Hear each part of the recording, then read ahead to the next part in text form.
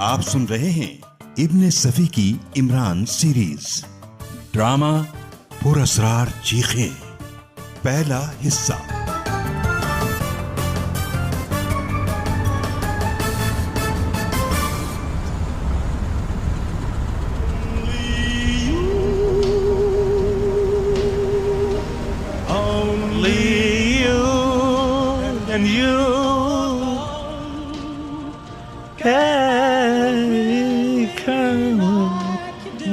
I could do and fill my heart with love for only you.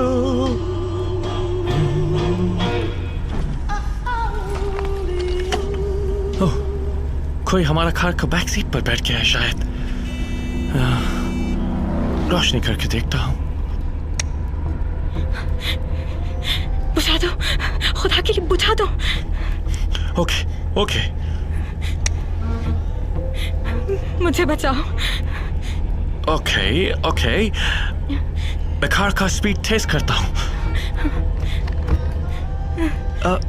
पर मैं तुम्हें किस तरह बचाऊं? मुझे किसी महफूज जगह पर पहुंचा दीजिए, मैं खतरे में हूँ। कोतवाली? नहीं। क्यों? अगर तुम खतरे में हो तो उससे बेहतर जगह और क्या हो सकता है? आप समझते नहीं, इसमें इज्जत का भी तो सवाल है। मैं तुम्हारा बात समझ ही नहीं सकता। एनीवेज, जहाँ कहोगे उतार दूंगा। मेरे खुदा, मैं क्या करूं? क्या तुम्हारा अपना घर नहीं है? तो लेकिन इस वक्त घर का रुख करना मौत को दावत देना होगा। मुझे बचाइए, मैं आप पर एतमाद कर सकती हूँ, क्योंकि आप एक गैर मुल्की हैं। मुझे अपने घर ले चलिए।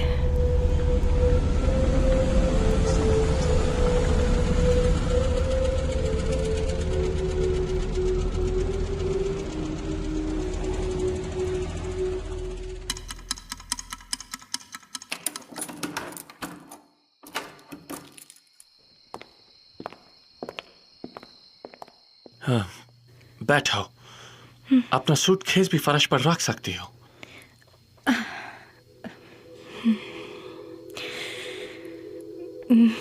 मेरी वजह से आपको बड़ी तकलीफ हुई? ओह नो, ऐसा कोई बात नहीं। कुछ पिएंगी आप? जी नहीं, शुक्रिया। मेरी समझ में नहीं आ रहा कि मैं आपसे क्या कहूँ और किस तरह गुफ्तगू शुरू करूँ। आप कुछ कहिए भी तो। सॉरी, मैंने बहुत देर से शराब नहीं पिया और ऐसे हालत में हमेशा कुछ चिड़चिड़ा सा नजर आने लगता हूँ। जरा एक मिनट ठहरिए। मैं आपकी शुक्रगुजार हूँ कि आप मुझे यहाँ तक लाए। अब मैं आपसे एक दरख्वास्त और करूँगी। कहिए। मैं कुछ दिनों के लिए आपके पास अपनी एक चीज़ अमानतन रखवाना चाहती हूँ। सूटकेस में है। ठहरिए, मैं निकालती हूँ। ये आबनोज का एक छोटा सा संदूकची, इसमें जवाहरात चढ़े हुए हैं। ये हमारी मुल्क की एक कदीम मलिका का सिंगारदान है। आप इसे कुछ दिनों के लिए अपने पास रखिए। Why? वजह? बात यह है कि मैं एक बेसहारा लड़की हूँ। कुछ लोग इसकी ताक में हैं। आज भी उन्होंने इसे उड़ाना चाहा, लेकिन मैं किसी तरह बचा लाई। घर में तन्हा रहती हूँ।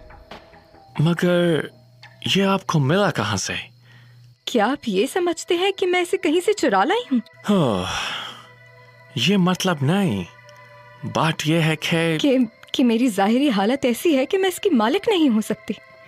मैं लिबास से खुशहाल मालूम नहीं होती और मेरा छोटा सा चुर्मी सूटकेस भी। आप मेरा मतलब नहीं समझ रही। देखिए, मैं आपको बताती हूँ। मैं दरअसल यहाँ के एक कदीम शाही खानदान से ताल्लुक़ रखती हूँ। ये सिंगारदान मुझ तक विरासत में पहुँचा है। अब मैं उस खानदान की आखिरी फर्द हूँ। Oh, really? ओह, क्या बात है?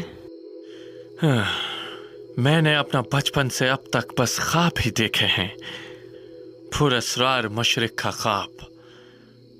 मैं इस तारीखी सिंगार थान की हिफाजत करूंगा शहजादी साहिबा। बहुत शुक्रिया, लेकिन मैं आपको एक खतरे से आगाह कर दूं। हो सकता है कि वो लोग इसे हासिल करने के सिलसिले में आपको कोई नुकसान पहुंचा दें। इम्पॉसिबल। मैं उड़ते हुए परिंदों पर निशाना लगा सकता हूं। यहां किसका मजाल है कि मेरे कंपाउंड में खड़म भी रख सके। एक बार फिर सोच लीजिए। मैंने सोच लिया, मैं आपका मदद करूंगा।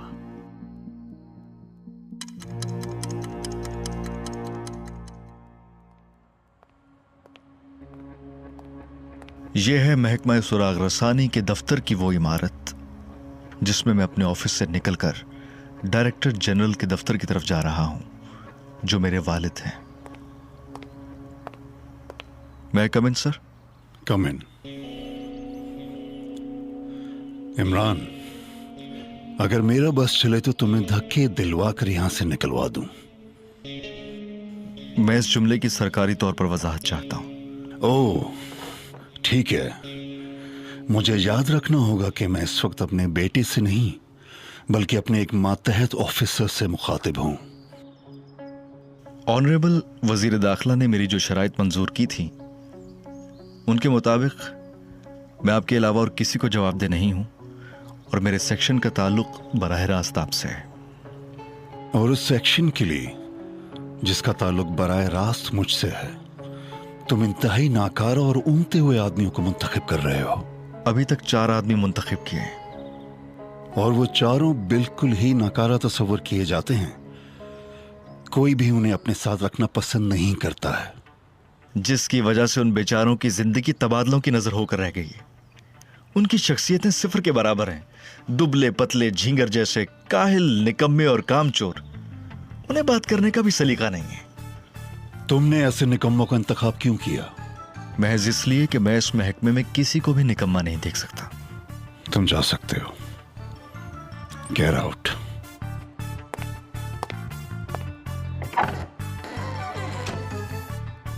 डैरी इसके अलावा और कुछ नहीं कह सके।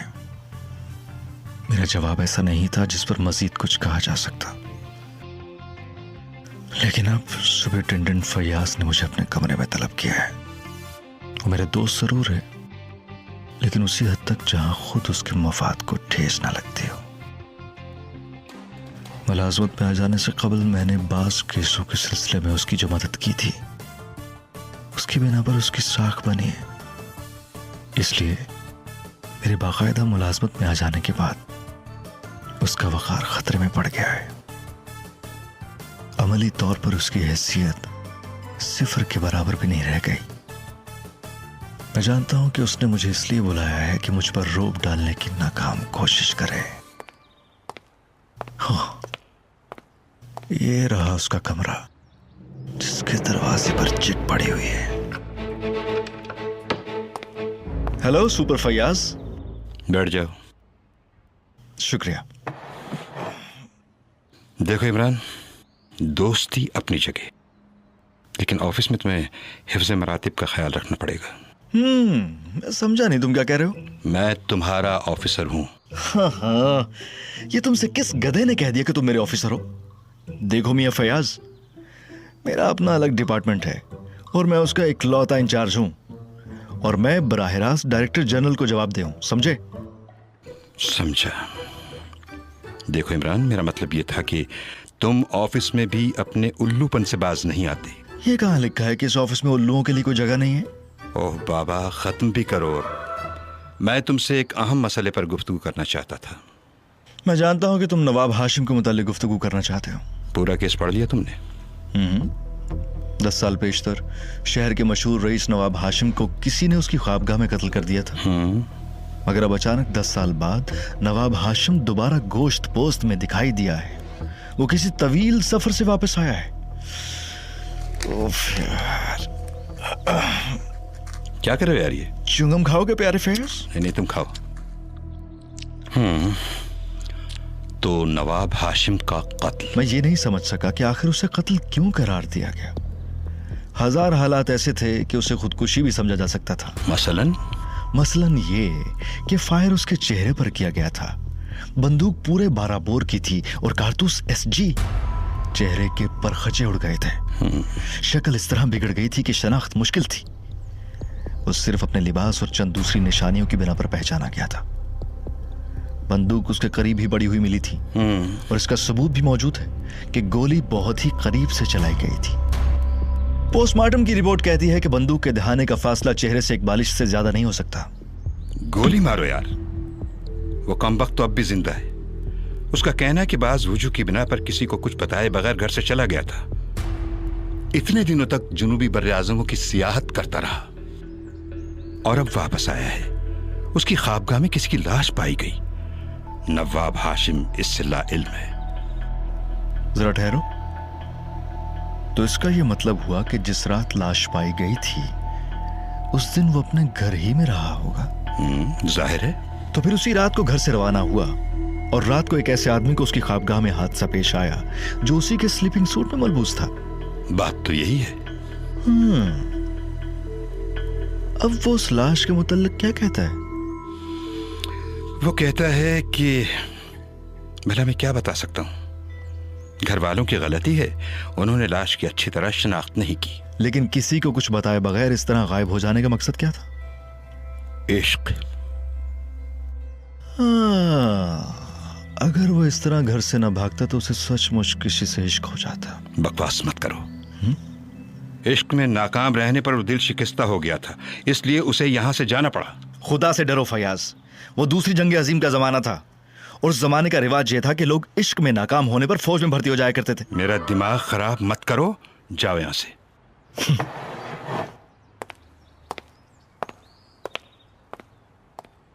अब मैं जाऊंगा अपने कमरे में जहां एक मरियल सा मातहत मेरा इंतजार कर रहा है।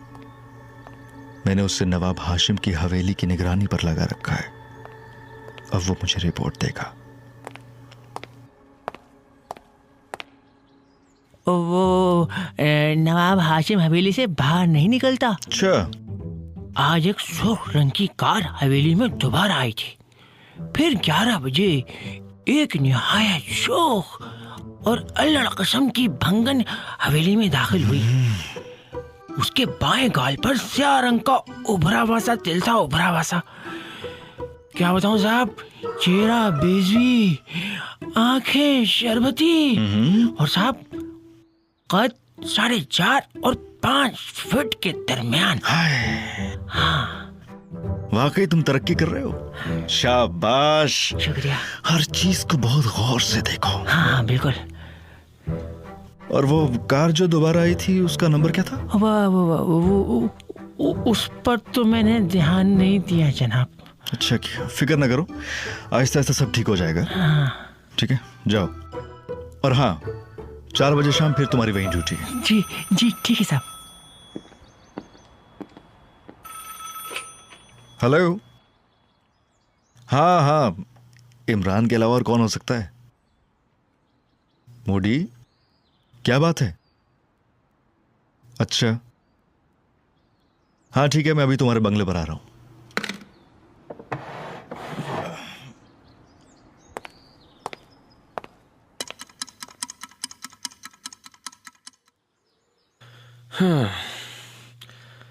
दुर्दाना वो सिंगारदान मेरे पास छोड़कर चली गई और उसी रात को कुछ नामालूम अफराद ने मेरे बंगले में दाखिल होने की कोशिश की।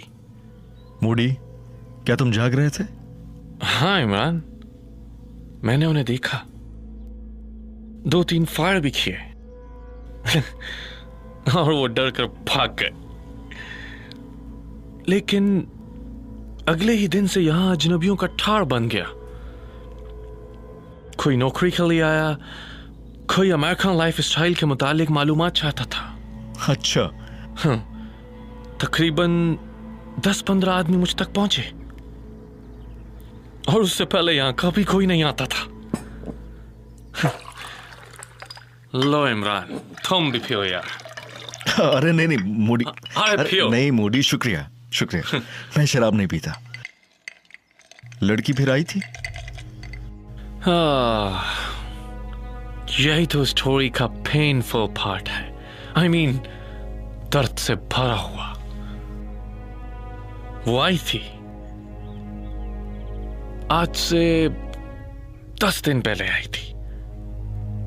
आई और कहने लगी कि मेरी समझ में नहीं आता कि मैं क्या करूं, ऐसी चीज को अपने पास कैसे रखूं।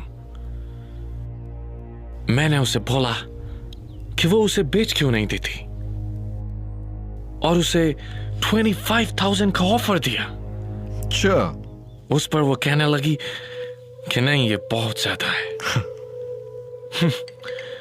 मैंने सोचा how innocent she is, I mean कितना भोली है, और उसे जबरदस्ती 25,000 का नोट गिन के दे दिया। कहाँ है वो सिंगारदान, मैं भी तो देखूं।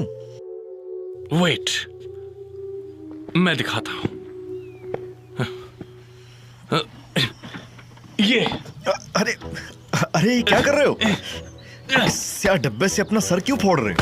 लाओ लाओ, मुझे दो ये मुझे दो। यही है वो सिंगारदान। होश में आ जाओ बेटा, वरना ठंडे पानी की बाल्टी में गोता दूंगा। मैं बिल्कुल होश में हूं इमरान। मुझे अपने 25,000 की परवाह नहीं है। मैं तो मैं उसे धोखेबाज किस तरह समझूं?